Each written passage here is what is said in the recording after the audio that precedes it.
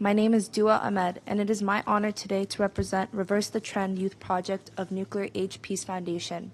As we approach the 80th anniversary of the atomic bombings of Hiroshima and Nagasaki, we recall the testimonies of the Hibakusha. They witnessed the hellish reality of massive firestorms and lethal radiation that instantly killed tens of thousands of innocent civilians in each of the two cities. The destruction overwhelmed doctors and nurses who tried to treat the survivors, revealing that there can be no adequate response to a nuclear attack. As a result of the unfathomable harm and destruction of Hiroshima and Nagasaki, many survivors vowed to share their testimonies to ensure that humanity would never again use these weapons. Through their testimonies, the survivors have demonstrated that nuclear weapons use violates international humanitarian law. We applaud the Norwegian Nobel Committee for awarding Nihon Hidankyo, the Japan Confederation of A and H bomb sufferers organization, the Nobel Peace Prize for 2024, in recognition of their decades-long advocacy.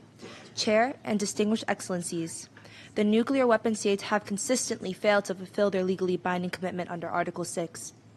Nuclear weapon states continue to spend billions on maintaining their weapons, and even plan to spend trillions modernizing their arsenals.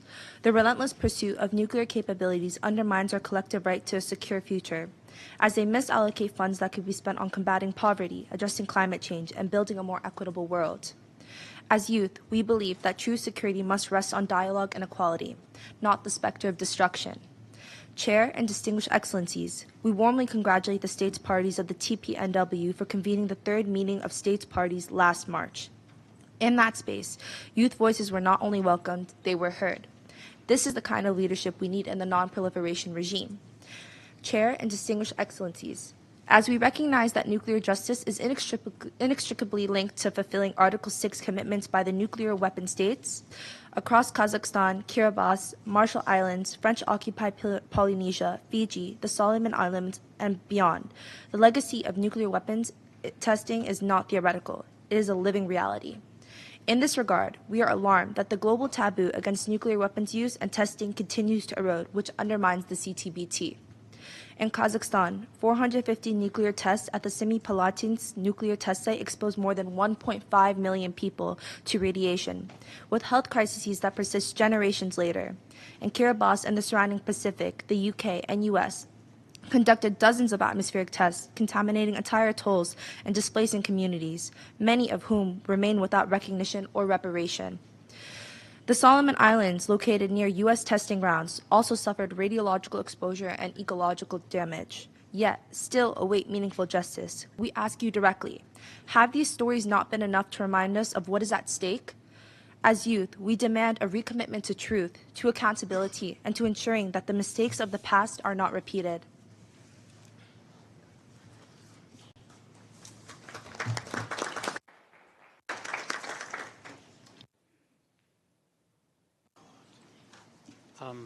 Chair and distinguished excellencies, my name is Mohammed Alkurashi, and it is my honor to represent Reverse the Trend Youth Project of Nuclear Age Peace Foundation.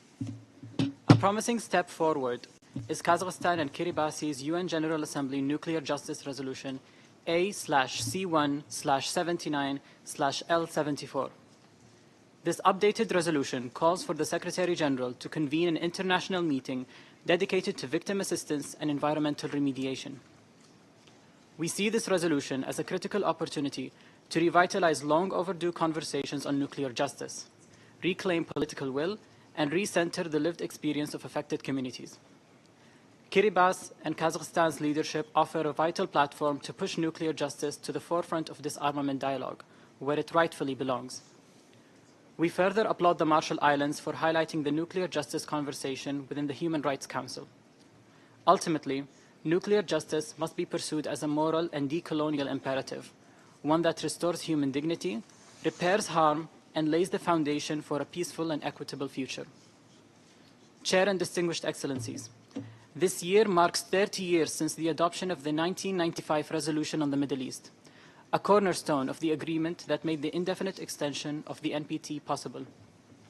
Yet 3 decades later, the vision of a nuclear weapons-free zone in the Middle East remains unfulfilled. Failure to implement this resolution has led to threats of nuclear weapon use in our region, as a certain state in the Middle East on 5 November 2023 made threats to use nuclear weapons on Gaza. in addition to that same state also making another nuclear threat against Iran in September 2023. Chair and distinguished representatives, united in our shared belief of creating a world free of nuclear weapons, we, the youth, recommend the following to state parties. 1. Strengthen nuclear justice mechanisms. 2. Recommit to the 1995 resolution on the Middle East. We urge all nuclear weapon states to recommit to the resolution and participate in the annual conference on the zone to ensure its successful implementation. And 3. Connect to broader agendas. Link nuclear disarmament to climate action, sustainable development, and human rights frameworks to elevate its relevance and urgency. By prioritizing these actions, state parties can create a more equitable and sustainable framework. Education and public awareness campaigns must also be amplified to underscore the incompatibility of nuclear weapons with humanitarian values. We demand collective courage, commitment to justice, inclusivity, and long-term human security. Our generation will not accept empty promises or half measures. Will your legacy be one of preservation or destruction?